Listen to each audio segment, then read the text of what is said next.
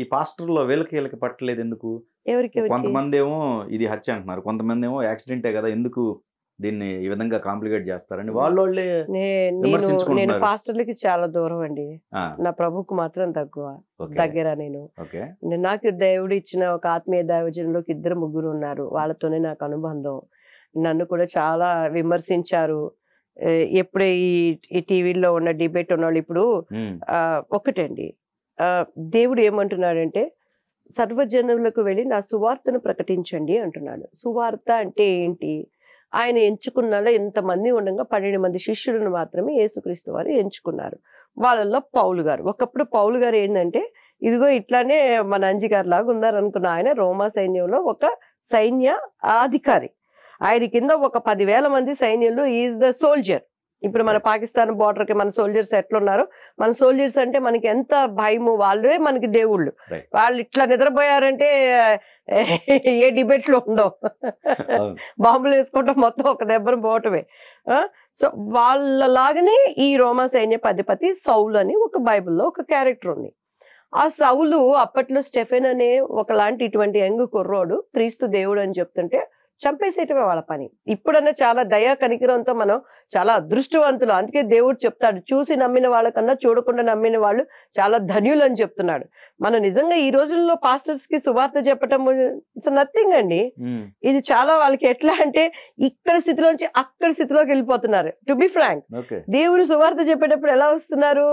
చాలా కష్టమైన పరిస్థితిలోంచి వస్తున్నారు. చాలా కట్టుదిట్టాలతో చెప్తారు. అఫ్ కోర్స్ దేవుడు వాళ్ళని ఆశీర్వదించాలి, మనం కాదు అంటలేదు. సంఘము అభివృద్ధి అయ్యే కొందికి ఆశీస్సులతో ఆశీర్వాదాలతో చాలా ఫెసిలిటీస్ ఉన్న లైఫ్ కి వెళ్ళిపోతున్నారు అనేది వాస్తవం. కానీ దశమ భాగం టైప్ తీసుకోవటం, అది ఏ భాగం అన్నా కానివ్వండి, అదే నేను చెప్పట్లేదు. నాట్ ఓన్లీ దశమ భాగం. ఏమండి, పనివాడు జీతానికి పాత్రుడండి. బైబిల్లో వాక్యాలు వాడి అయిన 2 అంచులు కలిగిన ఖడ్గం, అది మీకు గుచ్చుకుంటది, నాకు గుచ్చుకుంటది. పనివాడు జీతానికి పాత్రుడు. పని చేసినప్పుడు మనం దేవుడు కావాలి పనికి, కానీ అదే వ్యాపారంగా పెట్టుకోకూడదు. బైబిల్లో దేవుడు ఏం చెప్తాడంటే, నాకు ఫస్ట్ చాలా కన్ఫ్యూజ్ అయ్యేది. ఆది అపోస్తుల పాదాల దగ్గర వాళ్ళు ఉన్నదంతా పెట్టి వారి వారి అవసతుల కొరకు, అక్రతల కొరకు వాళ్ళకి అవసతులు తీరుస్తూ వచ్చాడు. ఆయన చెప్తారు, మేము ఇతరులకు మాదిరికరంగా ఉండే నిమిత్తమై జోలైన సంచైన పట్టుకొనక ఇందులో కూడా మాదిరికరంగా ఉంటూ రేయింబగళ్ళు కష్టపడి పని చేస్తున్నానని చెప్తున్నారు. పని చేసుకోవద్దని దేవుడు చెప్పలేదండి, వృత్తి చేసుకోవద్దని మనం చెప్పలేదు. సో మనం పని చేసుకున్నాం అనుకోండి, మిగతా వాటి మీద మనకు ఆశ ఉండదు. అదే చేశారు ఇక్కడ ఈ ప్రవీణ్ గారు. ఆయన సాఫ్ట్వేర్ కంపెనీని రన్ చేస్తున్నాడు. ఆయన నువ్వు ఏ పనైనా చేసుకోమంటున్నారు. డాక్టర్ వృత్తి అయితే డాక్టర్ చేసుకో, యాక్టర్ అయితే నువ్వు యాక్టర్ చేసుకో. కొంతమంది కాలింగ్ డిఫరెంట్గా ఉంటుంది. నువ్వు మొత్తం వదిలిపెట్టేసిరా అని దేవుడు అంటాడు, కొంతమందిని ఆ స్థితుల్లో పెడతాడు. సో అందరూ కూర్చుంటే మరి రథం నడిపేవాడు ఎవడండి?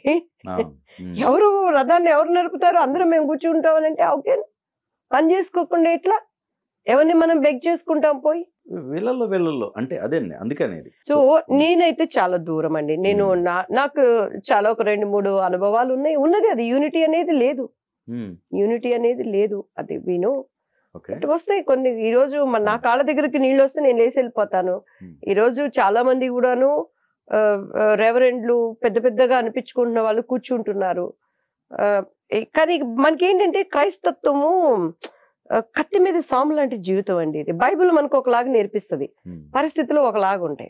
మొన్న అదే పాపం ఒక ఆయన చెప్పారు, బైబిల్ తీసి పక్కన పెడితే మాలో కూడా రెబల్స్ ఉన్నారు, మాలో కూడా ఉన్నారనే దాన్ని వక్రీకరించి ఆయన మీద కేసులు పెట్టేశారు. దాని తర్వాత ఉన్నది తీసేసి అదేనండి, దాని తర్వాత చెప్పారట ఆయన. కానీ మేము అలా అనుకోవటం లేదు అనేది చెప్పారట ఆయన. అవును, మీ ముందే ఒక కాల్ వచ్చింది నాకు, మీరే ప్రత్యక్షమైన సాక్షి. నేనేమో ఆయనకి కాల్ చేయమని చెప్పలేదు, నేనే కావాలని రెచ్చగొట్టాను. ఏందయ్యా ఇట్లా చంపేస్తుంటే చూస్తా ఊరుకోవాలా విజయ్ కుమార్ గారు ఏందండి అని అడిగాను నేను. మన దేవుడు అదే కదమ్మా చెప్పాడు, మనం మౌనంగా ఉంటే ప్రార్థనే మన ఆయుధమమ్మ. మీరు చూడండి, ఏ క్రైస్తవులు కూడాను ఒకళ్ళని చంపి తిరుగుబాటు చేసింది లేదండి. కాకపోతే నిజాన్ని చెప్పే విధానంలో కఠినంగా వ్యవహరిస్తున్నారు, అది తప్పు అని నేను చెప్తున్నాను. దేవుని వాక్యం మనకు స్పష్టంగా చెప్తుంది. ఇప్పుడు విశ్వాసములో బలహీనులైన వారిని మీరు చేర్చుకోనండి. నువ్వు అంజి గారికి తెలియదు దేవుడు ఎవరో, మిమ్మల్ని నేను చేర్చుకోవటం నా బాధ్యత. వాళ్ళు అడగచ్చు, నీ నిరీక్షణ ఏంటి, నువ్వేంటి దివ్యవాణి అనొచ్చు. మీకు సమాధానం చెప్పటానికి సాత్వికంతో, భయముతో, ప్రేమతో చెప్పండి అంటున్నాడు దేవుడు. సాత్వికముతో, వినయముతో, భయముతో. దివ్యాని గారు ఇక్కడ ఒకటి అసలు ఎక్కువగా ఈ డిస్కషన్లు కానీ ఈ వివాదాలు కానీ జరగడానికి రీజన్ మెయిన్ ఎక్కువగా కన్వర్షనే కదా. కన్వర్షన్ అంటే ఏంటండి? నాకు నిజంగా అర్థం తెలియదు. కన్వర్షన్ అంటే ఏంటి? ఇప్పుడు మీరు మారారంటే మీ మార్పుకి ఏదో కారణం ఉంటుంది. ఓకే, ఖచ్చితంగా కారణం చెప్తారు. కానీ బలవంతంగా కొంతమందిని ప్రలోభ పెట్టో లేకపోతే ఇంకోటో కన్వర్షన్ చేయబట్టి వాళ్ళలో కొంతమంది హిందువుల్లో ఈ వ్యతిరేకాన్ని అనేది అనుకోవచ్చు. ఆ వ్యతిరేకత అనేది ఇద్దరి మధ్య జరుగుతుంది. అది నిలబడదు కదండి. అటువంటి వాళ్ళని దేవుడు కూడా ఒప్పుకోడు, అంగీకరించడు. యేసుక్రీస్తు వారు పర్సంటేజ్ చూస్తున్నారు, బలవంతం పెట్టే దేవుడు కాదు ఆయన. ఇప్పుడు కొంతమందిని తీసుకుందాం, అందరు కాదు, పర్సంటేజ్ ఒక 10% 20% అనుకుందాం. నాకు నిజంగా తెలీదు ఏంది దాని వల్ల ఉపయోగం ఏంటి. మంచి మాట అన్నారు. మరి కానీ 2 లక్షల మంది వరకు పనిచేస్తున్నారంట దానికి, కన్వర్షన్ కింద. ఏమొస్తుంది అలా చేస్తే? డబ్బులు వస్తాయంట. ఎక్కడి నుంచి? పైనుంచి. ఎక్కడి నుంచి వస్తే? పైనుంచి డబ్బులు కేపాల్ గారికే లేవు. ఆయన నేను మిలియన్లు, బిలియన్లు, ట్రిలియన్లు అంటాడు. వాడికి అర్థం కూడా తెలియదు నాకు. మా పిల్లల్ని అడుగుతాను, ఇప్పుడు డాలర్ ఎంత ఉంది అంటారు, ఎంత బాగుంది అంటాడు.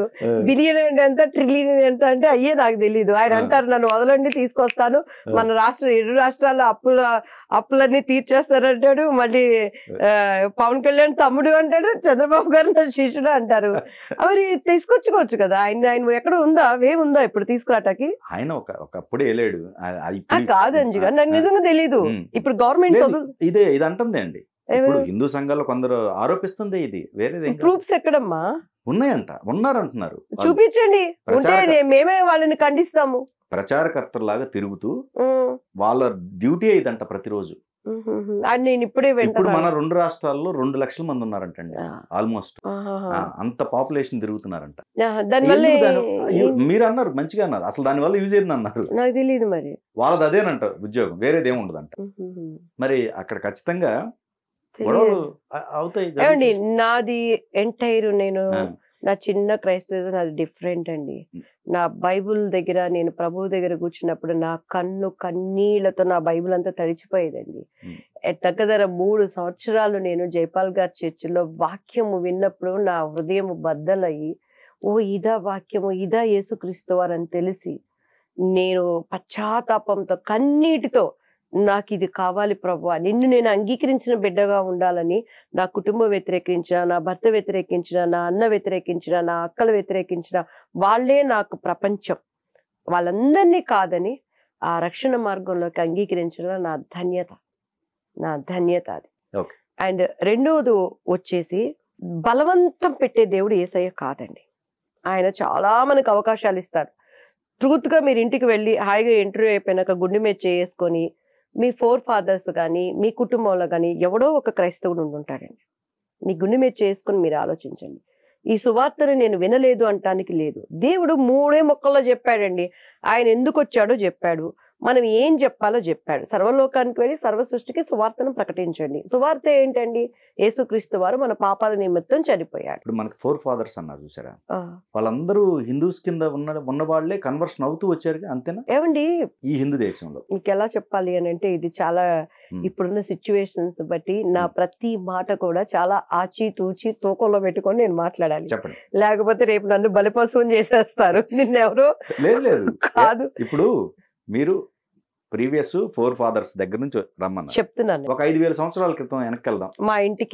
మా ఇంట్లో మాకు కులదైవం వెంకటేశ్వర స్వామి.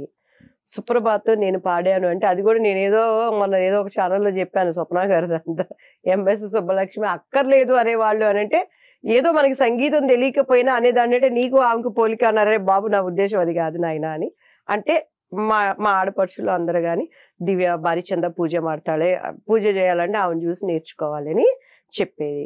నేను 16 సోమవారాలు వ్రతం చేసేదాన్ని. నా పాప కడుపులో ఉండి ఆకలేసి గోకుతా ఉండేది, అయినా కూడా ఉమ్ము కూడా మింగేదాన్ని కాదు. ఇటువంటివన్నీ నాకు నా కుటుంబీకులు నేర్పించారు. ఇది ఇలా చేసుకోవాలి. సో గురువారం వస్తే సాయిబాబా టెంపుల్కి వెళ్ళేదాన్ని. అందరూ రమ్యకృష్ణ గారు మేము అంతా మైలాపూర్లో ఉండేది ఆ టెంపుల్. మొత్తం విగ్రహం అంతా కడిగేసి, ఇప్పటికీ మాకు అక్కడ సాయిబాబా టెంపుల్ దగ్గరికి వెళ్ళిన పూజారులు అంటే మేమంటే అంత ఫస్ట్ ప్రసాదం మా ఇంటికి తిరుక్కుర రామారావు గారు మా స్ట్రీట్ లో ఉన్న వాళ్ళందరికీ ఆ ప్రసాదం పంచుకుంటే 5ంటికి అయిపోయాయి పూజలన్నీ. ఆ తర్వాత మంగళవారం వచ్చిందంటే అమ్మవారు అగస్టియన్ టెంపుల్ అని ఉండేది టీ నగర్ లో, అక్కడ పొద్దు నుంచి సాయంత్రం వరకు ఏమీ తినేవాళ్ళం కాదు. నిమ్మకాయలు ఇది చేసేసి దాంట్లో దీపం అంతా పెట్టి ఆ పూజ చేసేదాన్ని. అండ్ శుక్రవారం వచ్చిందంటే మళ్ళీ, శనివారం వచ్చిందంటే వెంకటేశ్వర స్వామి, బుధవారం ఒక్కరోజు మా ఇంట్లో నీచు ఉండేది. అట్లా పెరిగాము నేను. కానీ వాక్యం అనేది విన్నాక, బైబిల్లో ఉన్నటువంటి ఆ వర్డ్ ఆఫ్ గాడ్ టేస్ట్ తెలిసినాక, ఈయన ఎవరు, ఎందుకు వచ్చాడు, ఒక మనిషి చేతితో చేసిన వాడిని, వినాయక చవితి పండగ చేశానంటే తెల్ల వినాయకుడు మా ఇంట్లో ఇంత ఎత్తు ఉండాలండి. ఇంట్లో ఉన్న నగలు మొత్తం పెట్టి పక్కన మా అబ్బాయికి కూడాను ముద్దుగా ఉండేవాడు మా బాబు అని చెప్పని నగలన్నీ వేసి కూర్చోబెట్టి ఉండ్రాళ్ళు పెట్టేదాన్ని. మళ్ళీ నేనే చేతుల్లో తీసుకెళ్లి దానిని నైవేద్యంలో నీళ్ళలో పెట్టేదాన్ని. ఇవన్నీ నాకు తెలియకుండా ఆలోచింపజేసేవి. ఇవి మాట్లాడుతున్నాయా, చూస్తున్నాయా, వింటున్నాయా, నాకు పితరులు నాకు నేర్పించారా అని తెలియని నాకు చాలా సమాధానానికి బైబిల్ నాకు ఆన్సర్ చెప్పింది. ఈరోజు మన ఆర్ఆర్కే మూర్తి గారు అంటే ఈజ్ బ్రాహ్మణ్ అండి. ఆయన ఆ రోజుల్లో బ్రతుకు తెరువు కోసము ఎవరైనా దొరలు వచ్చి అమెరికా నుంచి క్రీస్తుని గురించి సువార్త చెప్తుంటే ట్రాన్స్లేషన్ కోసము వాళ్ళు డబ్బులు ఇస్తారని ఈయన వెళ్ళేవాళ్ళు. గీత చదివారా మీరు? ఏదండి? గీత నేను చదవలేదండి. నాకు దేవుడు అంత అదృష్టం, నేను లైక్ అంటే నాది 14 ఏళ్ల వయసు నుంచి మేము పొద్దునే లేవడం, నేను ఓపెన్ గా చెప్తున్నాను కదండి, దండం పెట్టుకోవటం, కొబ్బరికాయ కొట్టడం, దీపారాధన చేయటం, స్కూల్కి వెళ్ళిపోవటమే నాకు తెలుసు. నా 14 years అప్పుడు ఇండస్ట్రీకి వచ్చాను. గీత చదివి అది నాకు అర్థం అవ్వదు, దాంట్లో ఉన్నది ఏంటని నాకు ఇది తెలియలేదు. సో అంత సమయం నాకు రాలేదు. అండ్ నామకార్థం కూడా కాదు, మా ఇంట్లో వాళ్ళు నేర్పిన ఆచారపు భక్తే నాకు తెలుసు, కానీ లోతైన గూఢం తెలియదు. క్రీస్తుని నేను ఎందుకు విశ్వసించాను అంటే, హీజ్ వర్జన్ కి పుట్టినటువంటి ఆయన వాక్యములోని శక్తి నన్ను ఆకర్షించుకుంది. నేను చాలా మొండిదాన్నండి. ఎంత మొండమ్మాయినంటే ఈరోజు ప్రభువు నమ్ముకున్న ఆర్టిస్టులు చాలా మంది ఉన్నారు. ఎవరొచ్చిన అలాగా మాట్లాడుతున్నారు చెప్పండి? టీడీపీ గవర్నమెంట్ లో పని చేసుకొని బయటకు వచ్చి మళ్ళీ బాబు గారు కాళ్ళు పట్టుకొని పోస్టుల కోసం వెళ్ళిన చాలా మంది ఉన్నారు. ఆయన అంటే నాకు అభిమానం ఉంది. నాకు ప్రాణభిక్ష పెట్టిన వ్యక్తి లోకేష్ గారు. నాకు కరోనా వచ్చిన టైంలో అర్ధరాత్రి ఒక్కరోజు బిడ్డ ఫోన్ ఎత్తే అమ్మ అన్నారు. ఇప్పటికీ వాళ్ళని చూస్తే నాకు ఒక అభిమానం వేరు, రాజకీయం వేరు. ఇప్పుడు మరియంని వీళ్ళు అసలు చాలా వ్యతిరేకిస్తూ ఉంటారు. వ్యతిరేకత ఎక్కడ లేదండి.